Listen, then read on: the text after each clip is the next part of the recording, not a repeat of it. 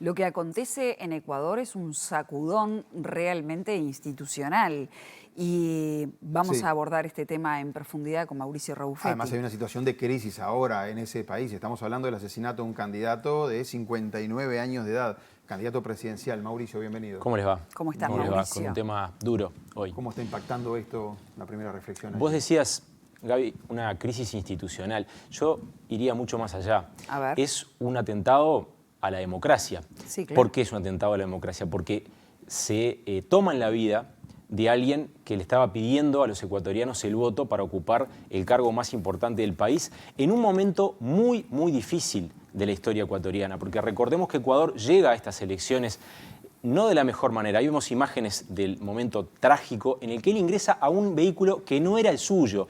Era una camioneta no blindada, su vehículo blindado no llegó. Y bueno, termina en esta tragedia la muerte de Fernando Villavicencio, un ex periodista, además, que fue quien, entre otras denuncias, fue quien destapó la que terminó con el expresidente Rafael Correa, procesado y condenado por corrupción, hoy viviendo en Bélgica.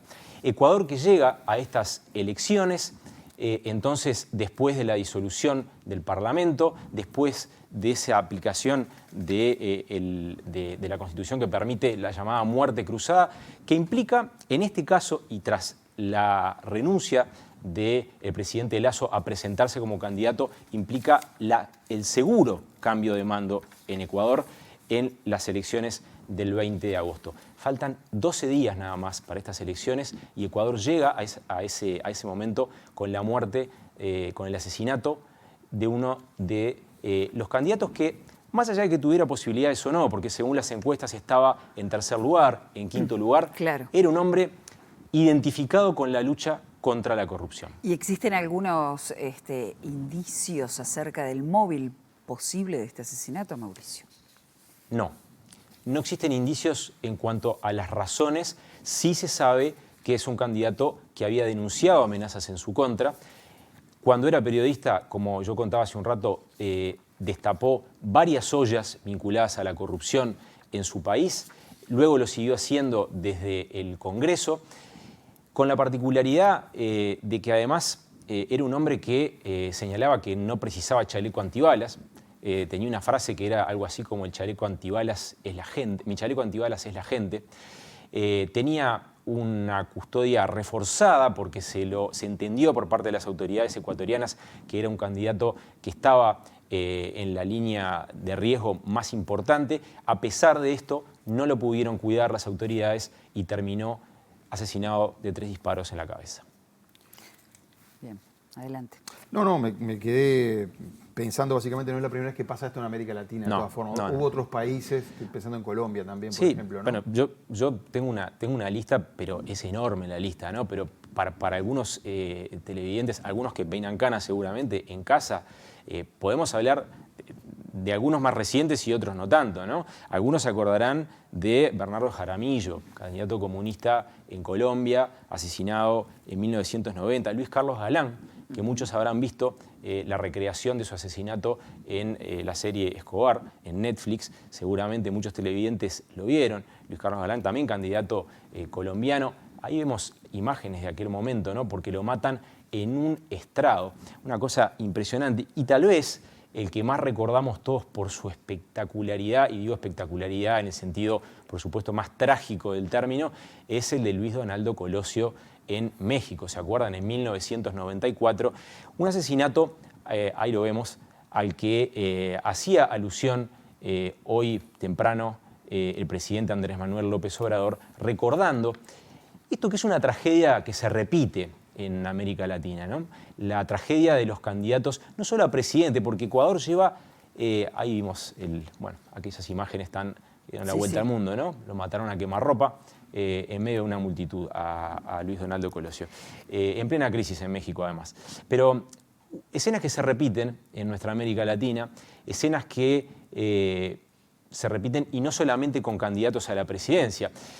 Nosotros lo vemos lejos esto, porque tenemos la suerte de estar en un país donde, lo recalcamos muchas veces, hasta los presidentes pueden salir a caminar. Y digo basta porque eso no pasa prácticamente en ningún país del mundo. Pero la realidad del resto de la región es un poco diferente y Ecuador se enfrenta ahora a un proceso electoral, incluso a debates que aparentemente no van a ser suspendidos, a pesar de que algunos candidatos están pidiendo que sean suspendidos para que se pueda preparar el grupo que apoyaba a Villavicencio, para que pueda nombrar un nuevo candidato. 12 días para las elecciones en este contexto. Imagínense, las encuestas ponen por delante a la candidata afín a Rafael Correa. De todas maneras, es una elección que se va a definir, según las encuestas, en 2 vueltas, porque no se va a llegar a los porcentajes necesarios, ni a la mayoría absoluta, ni al 40% con 10 puntos de diferencia con el que sigue para que se resuelva en primera vuelta. ¿Podría esto afectar, esto que pasó, afectar el resultado de las elecciones? Podría, porque hay candidatos que hicieron de la inseguridad, de la cual informamos permanentemente nosotros aquí en el noticiero en Ecuador, hicieron de la inseguridad su lema de campaña.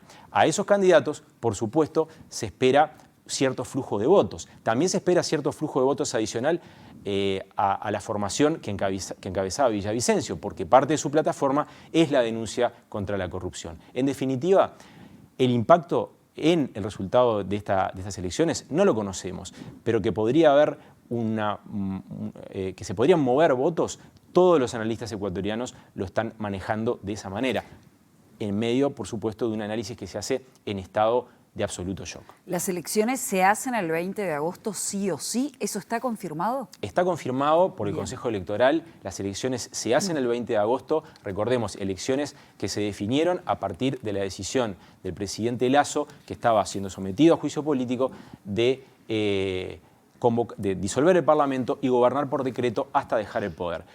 Las elecciones son el 20 de agosto, coinciden con las elecciones en Guatemala. Lasso habló hoy, que lo escuchamos, y decía que las elecciones se mantienen. Lo que pasa es que es un mensaje, acá hay una cuestión bien importante, Leo, Gaby. ¿Qué mensaje está mandando quien mató a un candidato presidencial, rodeado de seguridad? Es, yo aquí tengo el poder de llegar hasta donde llegué. De alguna manera lo que pasaba en Colombia en los 90, ¿no?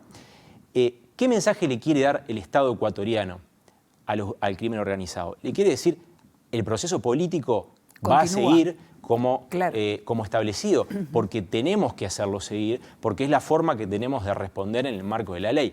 Evidentemente, las elecciones se van a realizar a menos que hubiera un deterioro de la seguridad que implicara que las autoridades ecuatorianas, electorales ecuatorianas, consideraran que sea inseguro para la población. Que no están dadas las garantías. Que no están dadas las garantías, exactamente. Se comprende. Igual qué país le toca al que gane las elecciones, ¿no? Muy difícil. Un país con muy poca gobernabilidad, se prevé un Congreso muy fragmentado, un país con una crisis de violencia carcelaria en particular gigantesca, con más de 430 muertos en 2 años en las cárceles de Ecuador, de la manera más cruenta que uno pueda imaginar. Es indescriptible la información que llega de Ecuador. No les quiero decir lo que es procesarla todos los días a los televidentes en casa, lo cual nos pasa a nosotros, y es parte de nuestro trabajo, pero las descripciones de la violencia carcelaria en Ecuador son francamente de otro planeta.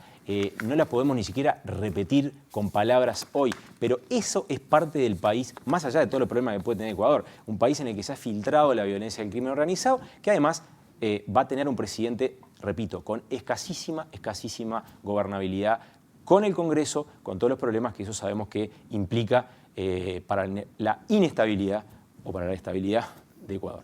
Muchísimas gracias, Mauricio. Gracias por tu aporte. Gracias.